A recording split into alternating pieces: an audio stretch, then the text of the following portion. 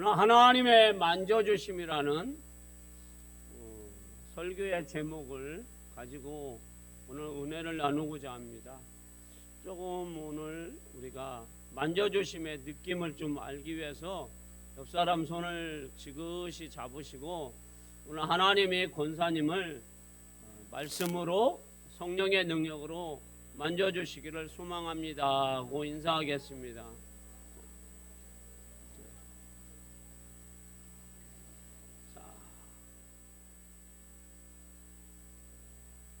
이제서 조금 웃으시네요. 예. 자, 저도 여러분들을 주님의 이름으로 인사드립니다.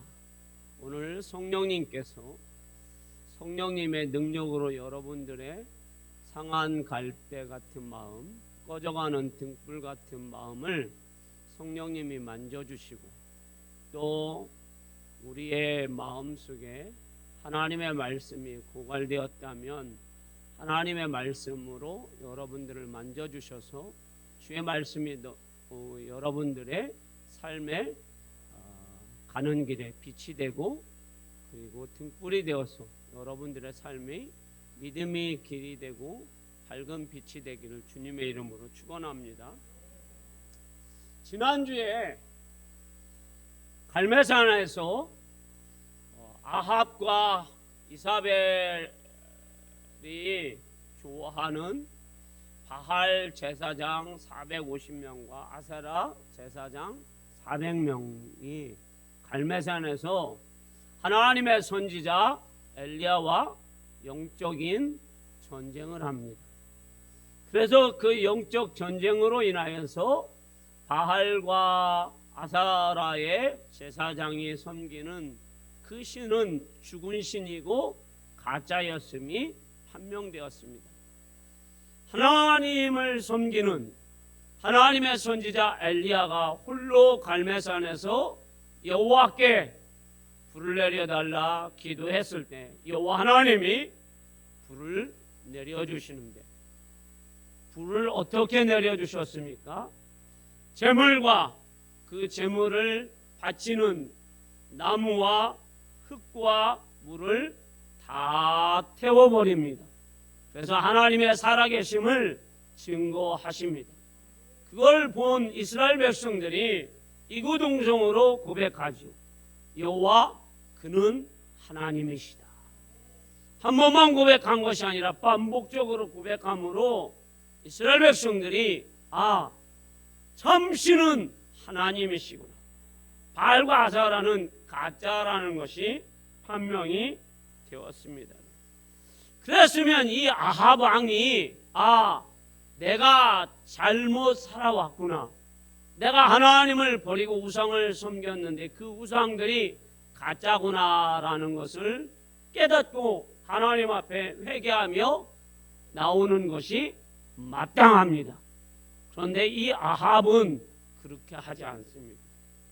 하나님 앞에 나오기는커녕 엘리야가 행한 모든 일을 왕궁으로 가서 자기 아내 이세벨에게 다 조잘조잘 얘기합니다. 좁쌀 영감처럼. 그러니까 이 이야기를 들은 이사벨이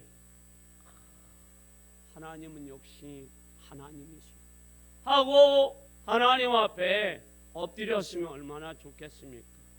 이 이사벨이 분노해서 엘리야에게 사자를 보내면서 얘기합니다. 내가 내일까지 저 엘리야를 칼로 죽이지 아니하면 신이 내게 벌을 내릴 것이다.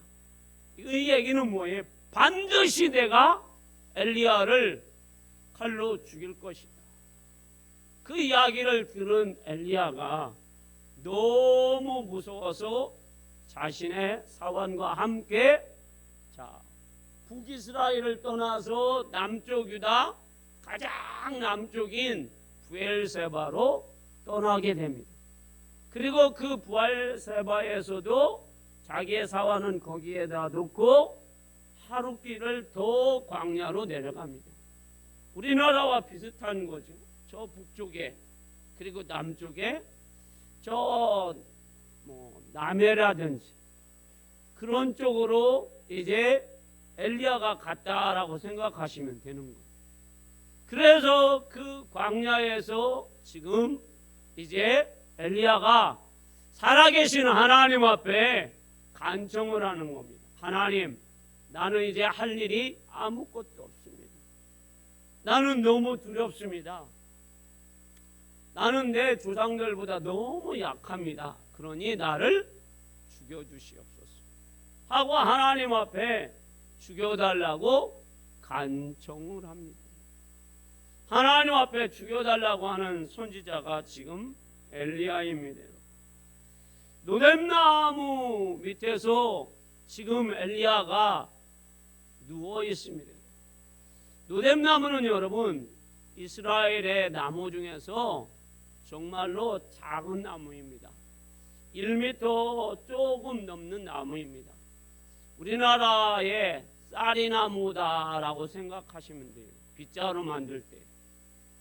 그래서 잎이 조금 달려 있기는 한데 태양을 피하기에는 너무 약한 나무예요. 그래서 지금 노뎀나무 밑에서 지금 엘리야가 간신히 피해 있어요. 태양이 너무 강력하니까. 이거는 여러분 유대인들에게 이 모습은 어떤 모습이냐면 가장 초라하고 비참한 모습을 표현할 때 이렇게 표현하는 거예요. 지금 엘리야는 여러분 가장 비참하고 초라한 모습으로 하나님 앞에 뭐 해달라고 간청합니까? 죽여달라고 간청을 합니다. 얼마 전에 지금 엘리야는 갈멜산에서 850명과 영적인 전쟁에서 승리했습니다. 하늘에서 불을 내린, 물론 하나님이 내려주셨지만 하나님 앞에 기도하여서 불을 내려서 이스라엘 백성들에게 하나님의 살아계심을 증거한 사람입니다.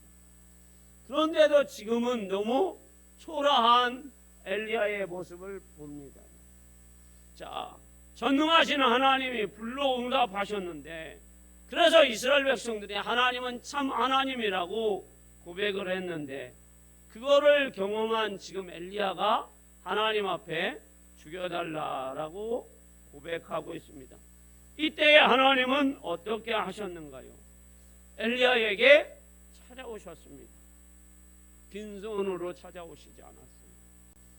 화내면서 찾아오시지 않았어요.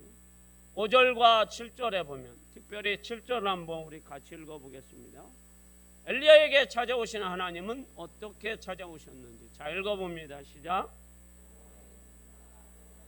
어루만지며 이르되 일어나 먹으라 내가 갈 길을 다 가지 못할까 하노라 하는지라.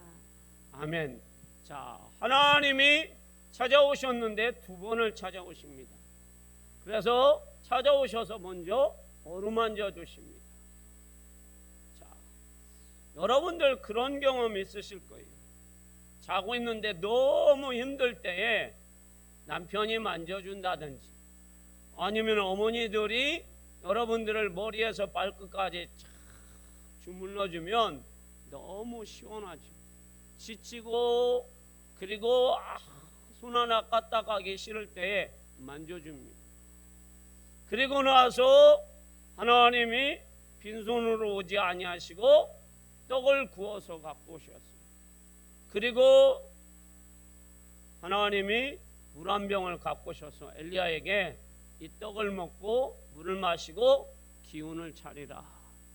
그리고 떡 먹고 물 먹으니까 다시 졸음이 쏟아졌는지 아니면 아직도 기운을 못 차렸는지 엘리야가 다시 그 노뎀나무 밑에서 다시 누워서 잡니다. 그런데 하나님은 또 다시 찾아오셔서 엘리야를 어루만져 주십니다. 할렐루야. 우리 하나님은 절망과 낙심과 죽음까지 생각하는 하나님의 사람들을 결단코 버리시지 않는다라는 것입니다. 찾아오셔서 힘주시고 만져주시고 그리고 떡과 물을 주시는 하나님이십니다.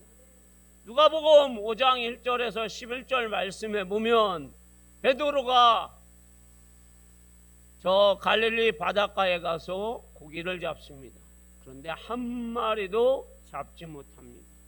그때 주님은 찾아가셔서 베드로에게 깊은 데에 그물을 내리라 말씀하셨을 때 그 말씀에 의지해서 깊은 곳에 그물을 내렸더니 그물이 찢어질 만큼 고기가 많이 잡혀서 자기의 동료를 불러서 2배에 가득 차는 그런 기쁨을 누렸습니다.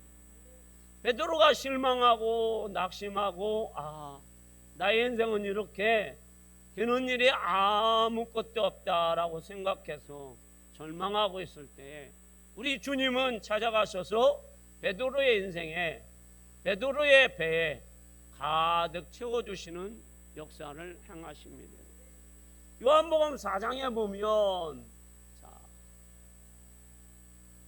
사마리아의 수가성에 어떤 여인이 살고 있습니다.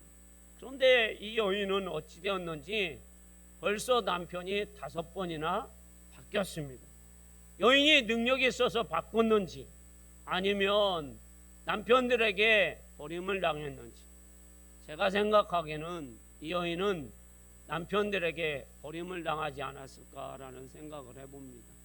현재 6번째 남편하고 사는데 이 남편도 이 여인을 버릴까 생각해서 이 여인이 전전긍긍하며 삽니다. 그리고 동네 사람들은 이 여인을 날마다 삿대질을 합니다. 수군거립니다. 그래서 아침 저녁으로 물을 뜨러 가지 못합니다. 그래서 정오에 낮 12시에 물을 뜨러 갑니다. 그런 그 여인을 만나러 예수님은 사마리아에 들어갑니다. 이 여인을 만나 주시러 예수님이 들어갑니다. 유대인들은 사마리아 땅에 들어가지 않습니다. 유대인들 남자는 사마리아 여인과 상종하지 않습니다. 그런데 예수님은 제자들과 함께 이 여인을 만나러 사마리아 땅에 들어가서 이 여인을 만나 주십니다. 할렐루야. 그리고 그 여인의 내면의 깊은 상처와 육신의 연약함과 그리고 그동안 고통 가운데 살았던 그 모든 것을 감싸주시며 천국 소망을 그리고 하나님 나라의 소망을 그에게 은혜로 채워주십니다. 그래서 이 여인은 물동이를 내려놓고 자신이 그렇게 싫어하던 동네에 가서 예수 그리스도의 복음을 증거하게 됩니다. 자, 오늘 엘리야가 낙심하고 절망하였을 때 우리 하나님은 엘리야에게 찾아가셔서 노뎀나무에 잠들어 있는 엘리야를 어루만져 주십니다. 이 어루만져 주심을 잠시 한번 생각해 보겠습니다. 저는 어렸을 적에 배앓이를 종종 많이 했었던 것 같아요. 그러면 옛날에는 여러분 병원도 멀고 약국도 멀어서 배앓이 하면은 어머니가 해주는 것은 이런 거예요. 된장 풀어가지고 찬물에 냉수에 타가지고 한 그릇 먹으라고 합니다. 그리고 뭐예요? 누워라 엄마 무릎에. 그리고 엄마가 어떻게 해요? 옷 하나 걷고 손으로 문질러 줍니다. 그러면서 기도를 해줍니다. 엄마의 손은 뭐 약손이다 뭐 그런 얘기는 안 하시는데 예수님의 이름으로 이 배가 잘 가라앉도록 기도를 해줍니다. 또 몸이 불편하거나 여러 가지가 어려우면 어머니께서 기도를 해주고 제가 여러분에게 말씀드렸듯이 제가 조금 여러분들보다는 색다르게 살아왔습니다. 개구지게 남들보다 조금 그때마다 어머니가 이렇게 만져주시고 이마에 손을 얹어주시고 기도해 주시고 그 어머니의 그 손길이 만져주시고 그리고 하면 어느 순간에 잠이 들 때도 있고 어머니의 사랑을 느낄 때가 있었던 것 같아요. 그러면 다시 일어나게 되는 거예요. 자, 오늘 그 이사벨이 엘리야를 죽인다라는 그 소리에 엘리야는 너무도 충격을 받고 광야에 가서 죽기를 간청했을 때에 하나님은 엘리야에게 찾아오셨습니다. 그리고 그 엘리야를 만져주십니다. 하나님의 만져주심은 엘리야의 치료를 위해서입니다. 엘리야의 치료의 광선을 발하해 주시는 우리 하나님이십니다. 자, 또한 엘리야를 치료해 주시면서 하나님은 빈손으로 오지 아니하시고 떡과 물을 주십니다. 이거를 먹고 기운을 차리라. 물론 떡과 음식을 먹고 그리고 물을 마시는 것은 자, 힘을 얻으라는 것도 있지만 어떤 의미가 더 강할까요? 너는 혼자가 아니라는 얘기예요. 할렐루야. 내가 너와 함께 하겠다라는 거예요. 너를 보호해 주겠다라는 거예요. 자, 세상은 여러분 힘들고 지치고 광야에서 혼자 있으면 누가 찾아갑니까? 아무도 안 찾아갑니다. 그 사람이 미라가 될 때까지 안 찾아갑니다. 미라가 돼서 어느 여행가기 보고 깜짝 놀라서 그냥 모래로 묻어줄 수밖에 없죠. 그런데 우리 하나님은 그 엘리야, 절망스러운 엘리야, 죽겠다는 엘리야를 찾아가셔서 만져주십니다. 머리에서 발끝까지 만져주시고 그 엘리야를 어떻게 해요? 물도 주시고 떡도 주시고 그리고 말씀도 주시면서 위로를 해주십니다.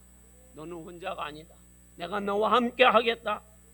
내가 너를 동행하겠다. 내 생명을 반드시 저 이세벨 손에서 지켜주시겠다라고 말씀하고 있습니다. 그래서 엘리야는 혼자가 아니라는 것을 알게 됩니다. 하나님은 우리에게 말씀하고 있죠. 너희도 혼자가 아니다. 엘리야가 낙심하고 절망한 것은 여러 가지가 있지만 또 자신이 혼자라는 것을 또 느꼈기 때문입니다. 10절 말씀 후반절을 한번 읽어볼까요?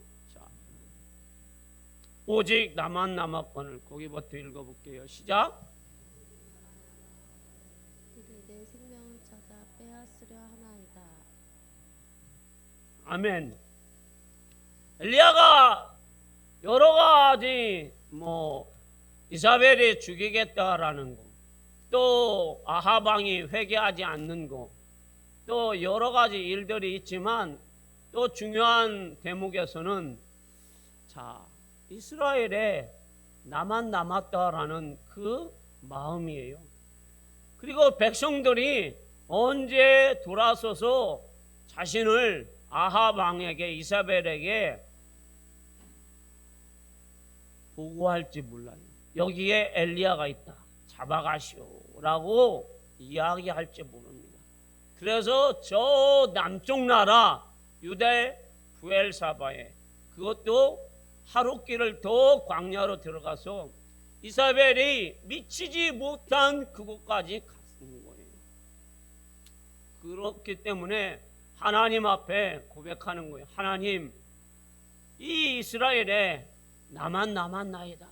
그때 하나님이 뭐라고 말씀하고 있습니까? 18절에 자, 읽어봅니다. 자, 띄워주십시오.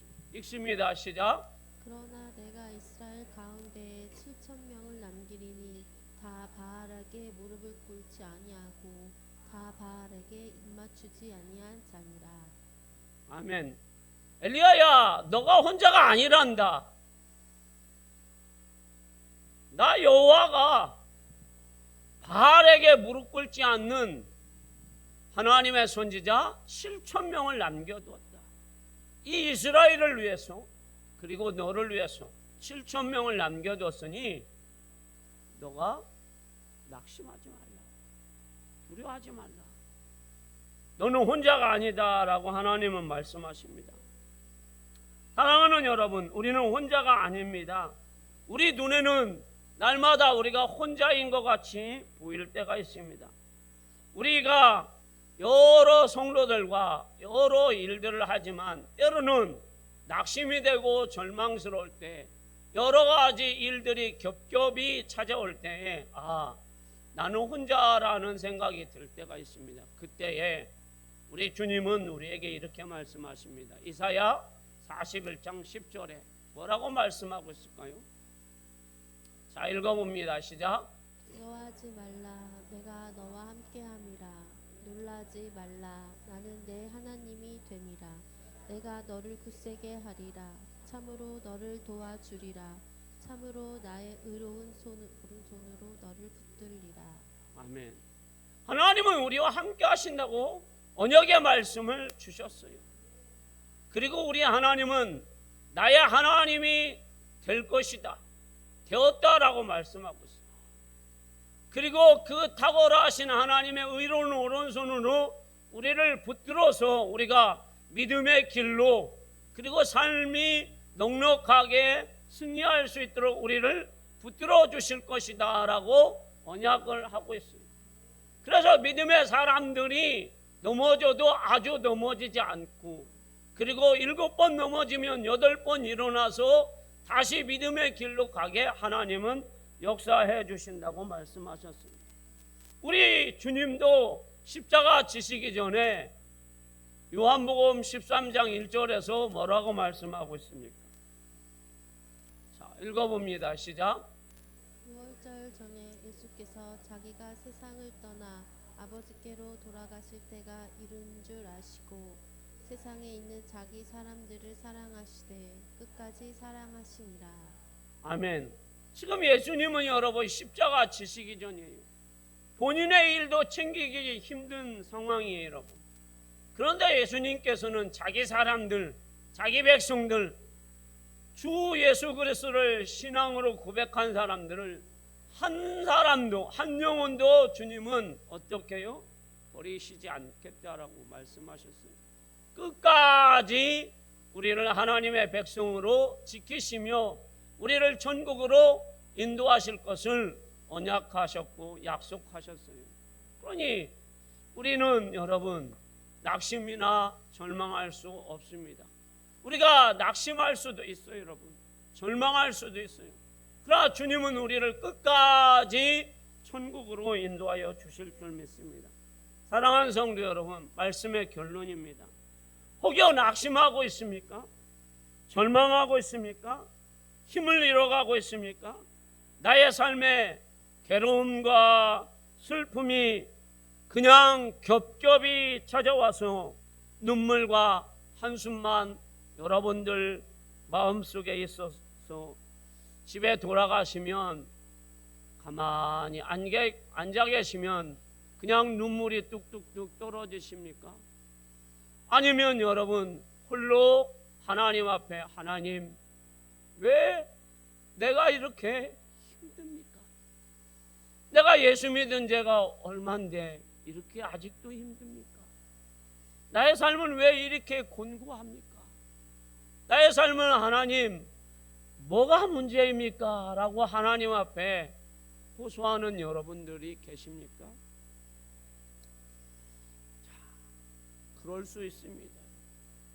이때가 우리 주님이 여러분에게 찾아오실 때입니다.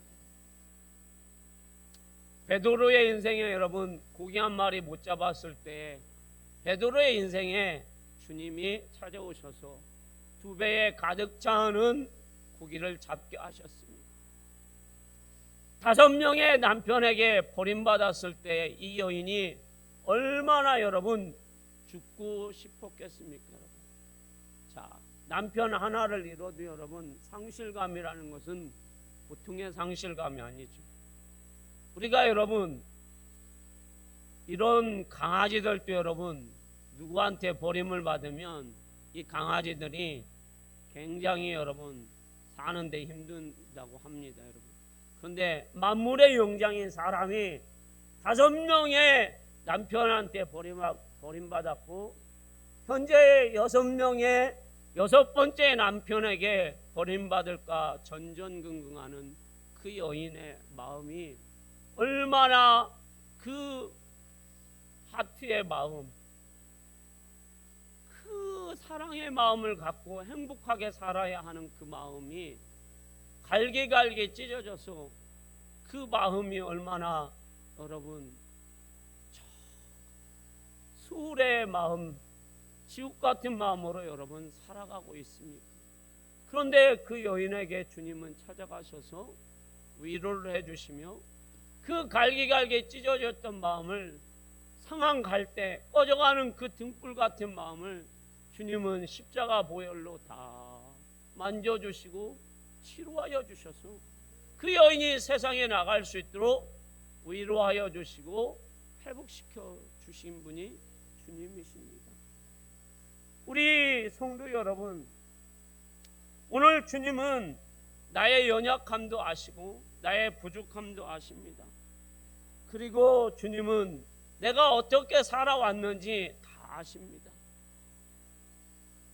그 주님께서 오늘 여러분들에게 찾아오셔서 여러분들의 상한 마음, 여러분들의 연약함, 그리고 여러분들이 왜 힘든지, 우리가 아무리 여러분 갈매산에서 불을 내리는 체험을 했어도 연약할 때는 연약한 겁니다. 질그릇 같은 인생입니다. 그런 인생에게 우리 주님은 결단코 포기하지 않습니다. 십자가로 우리를 구원하여 주시고 십자가로 우리를 새롭게 하시고 성령님을 우리 마음에 주신 우리 하나님이 오늘 또 여러분에게 찾아오셔서 성령의 위로하심과 그리고 십자가의 능력의 권능으로 여러분을 회복시켜 주셔서 7월 달에도 후반기에도 여러분들의 삶이 넉넉하게 승리할 수 있도록 은혜 주실 줄 믿습니다. 그렇게 살기를 주님의 이름으로 축원합니다.